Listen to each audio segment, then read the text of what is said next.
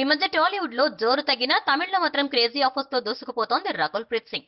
మొన్నటిదాకా తెలుగు ఇండస్ట్రీలో ఉన్న టాప్ హీరోలందరి సరసన వరుసబెట్టి చేసిన రకుల్ కు పోటీ వల్లనో లేక దర్శక నిర్మాతలు మార్పు కోరుకోవడం వల్లనో కానీ మొత్తానికైతే స్పీడ్ కు కాస్త బ్రేక్ పడినమాట వాస్తవం. అయితే హిందీలో కూడా చెప్పుకోదగ్గ అవకాశాలు వస్తూ ఉండటంతో రకుల్ ఈ మధ్య గ్లామర్ డోస్ పెంచటమే కాదు, బాడీ ఫిట్నెస్ మీద కూడా ప్రత్యేక శ్రద్ధ పెట్టింది. ప్రస్తుతం గోవాలో జరుగుతున్న international film festival of India ఉత్సవంలో పాల్గొన్న రకుల్ అందులో భాగంగా ప్యానెల్ డిస్కషన్ లో పాల్గొంది.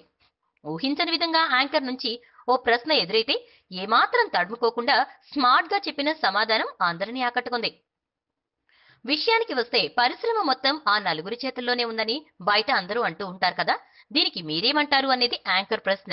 ఇందులో వాస్తవం ఉందన్న రకుల్ దానికి ఓ మంచి రీజన్ చూపెట్టింది. దశాబ్దాల నుంచి వాళ్ళు ఉంటున్నారు కాబట్టి అలా అనిపించడం సహజమని చెప్పింది. అంతేకాదు, ఎలాంటి బ్యాక్గ్రౌండ్ లేకపోయినా ఇండస్ట్రీకి వచ్చి ప్రూవ్ చేసుకునే స్కోప్ ఎప్పటికీ ఉంటుందని చెప్పి విజయ్ దేవరకొండను ఉదాహరణగా చెప్పటంతో అందరూ షాక్ తో కూడిన ఆనందానికి గురయ్యారు.